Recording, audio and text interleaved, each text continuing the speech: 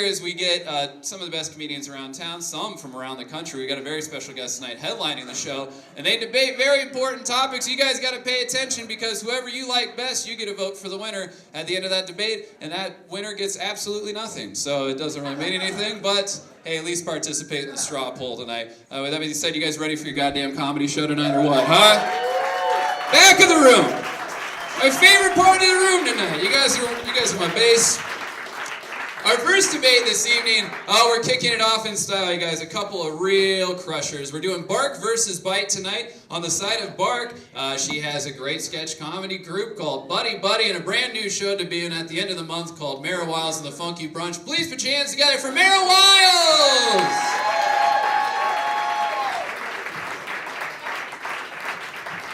And on the side of Bite, this guy is a Denver gem. You've seen him here almost every month for the past couple years. One of my absolute favorites. Please put your hands together for Jordan Dahl! And going first on the side of Bite, Jordan Dahl.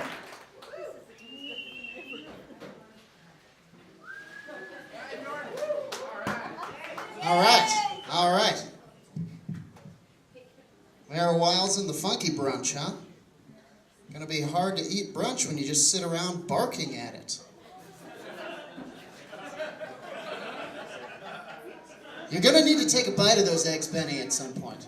Ladies and gentlemen, a succulent peach, a lover's rump, the pin from a grenade.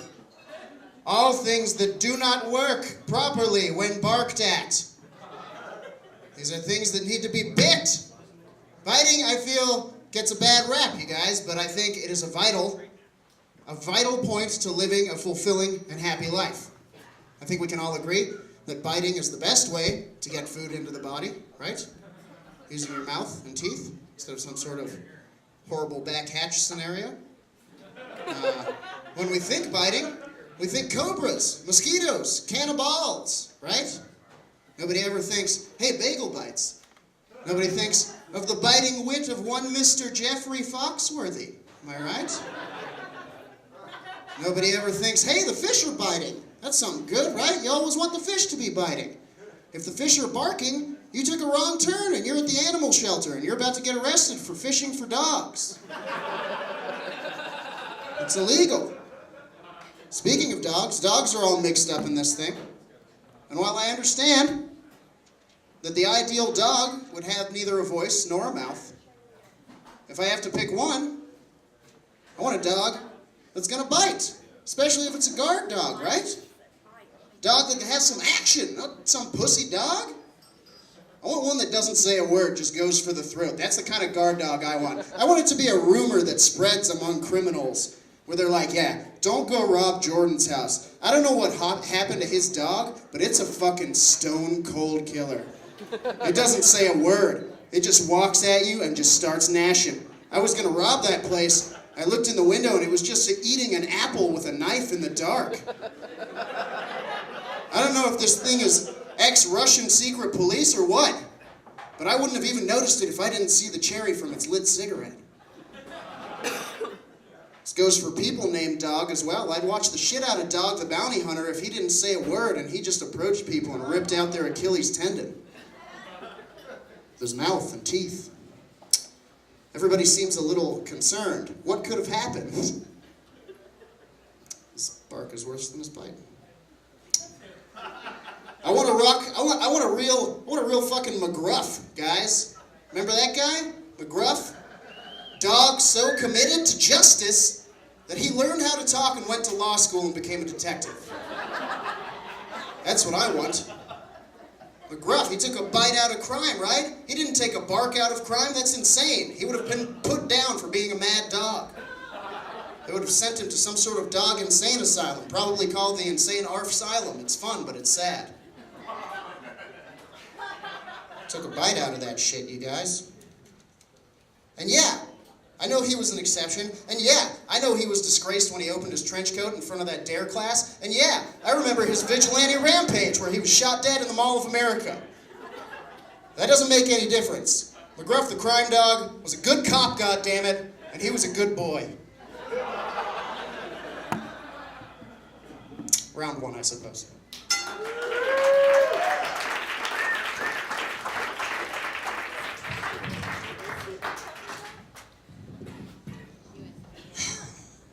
versus bark. Wow, we've come to this finally. Now myself, I don't like either of them that much anymore because they're a little aggressive for my taste. I like lavender. I love sitting on futons. These are things that inspire me. I don't want the pressure of barking and biting. But if you're thinking, oh, they asked her here tonight because she's a dog walker. Yes, I am. If you need your dog walked, please let me know. So you think, oh, it's because I know dogs. That's why I'm here. No, it's because... I didn't want to let everybody know this. I was one of the biggest barkers in the game. If you don't know what barking is, you've never popped off before. Anyone else in here popped off ever? Popped off? See, he's popped off. You've popped. You should. You're gonna. Hey! I will pop the fuck up at you! Shut up! God, you're lucky we're letting you stay, man. Come on. This is a one-woman show about popping off and barking my mouth off. So just sit there, be happy, but shut the fuck up. Because I'm not, my name really, I haven't gone by this in a long time, but the reason I was selected is because I was a bit of a volatile person for a while, okay? As you can see right there, that was this close to popping out for reals. I was on 2 real road rules challenges. I went by the name of Tatas then, okay? Tatas. That was my street name. That's what I went by. I was kicked out for making everyone cry. And my belly button ring got torn out twice. They asked me to leave. But because of that, I then got sent to Bitch's Beach House. God, Bitch's Beach House, I hit my low point. I barked so much, I popped off so hard that Chastine was actually paralyzed by my sick words that bit her to the core because I barked. But the thing is, barking means something. You're saying a statement. You're setting off a vibe, a do not fly zone, because this bitch is gonna bark. And she will. So to properly defend this tonight, barking, I don't want to go back to this place, but I'm gonna have to transform back to Tatas.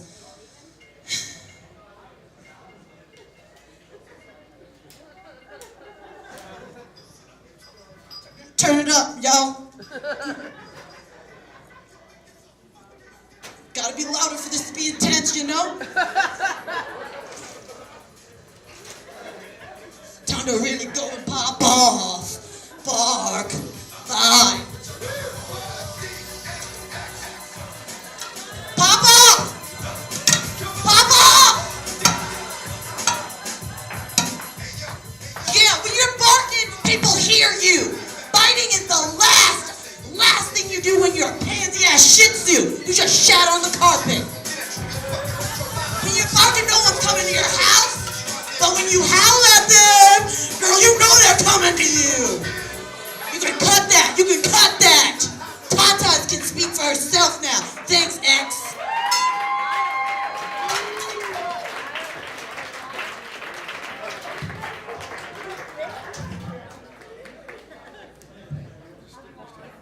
All right, don't worry, everybody. It's all just a lot of sound and fury, signifying nothing. Simply a bark. All right, settle down. This is life or death shit here, guys. It's true. You can get diseases from bites.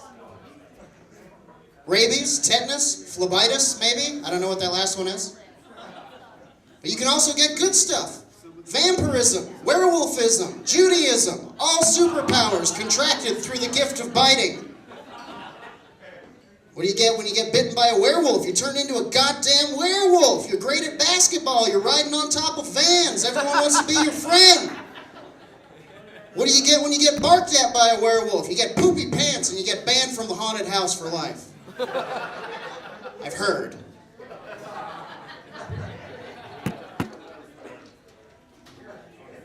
All the best superheroes got their powers from bites. Daredevil, bitten by a radioactive blind guy. Spider Bite was responsible for Spider-Man. What has a spider bark ever been? Spider bike, what fun, huh? Could you imagine the pedals? Where was I? Spider bark. The only Only thing that's ever been responsible for is an awkward Thanksgiving. We get it, Uncle Larry. It's a fart. Stop blaming your gas on fictional animals. There's no ducks in here. There's no spiders in here. It's rude and you're gross. This could be Grim Graham's last Thanksgiving. Try to have some class, you dick. Another one bites the dust. Rad song, am I right? The only one I could think of with bark in it was Ozzy Osbourne's Bark at the Moon, which, let's face it, is one step removed from the Monster Mash, you guys. It's about him turning into a werewolf. And I get it, Ozzy. You saw what the people wanted. They wanted monster stuff, and you went with it. I've lived that life. I've gone down that hole. Like a Jordan Doll comedy set. All they want is monsters. They say that biting the hand that feeds you is a bad thing. I say that if someone is feeding you by hand, they are either A, doing something weird that they think is romantic, or B, you aren't free to feed yourself. You're probably duct taped to a chair recording some sort of a hostage video. Either way, I vote bite away. There is a third option, which is that you're in a coma and you're being hand-fed by someone in your family. Again, bite them. That's a sign of cognizant thinking. They'll know you're alive in there. They say you can't bite in a fight. I say if you can rhyme the crime, it's totally fine. Which is also why I'm okay with stealing a car if it's outside of a bar or punching a guy if he has one eye. Can't crack burglary, though. There's nothing that rhymes with burglary. Spent years trying to rhyme burglary. I've heard that if someone is unconscious, they teach you this in Army training, because I've been in the Army. You can bite their earlobe to wake them up. Yeah, chomp down, unless you do it too soft. No, Jordan. Nice try. You just said Mike Tyson again. It's not a conversation. What? Fucking hell. Guys, the point is, barks are generally worse than bites, and the same is true in this situation. It's worse. Biting is better. Barking is worse. Good night.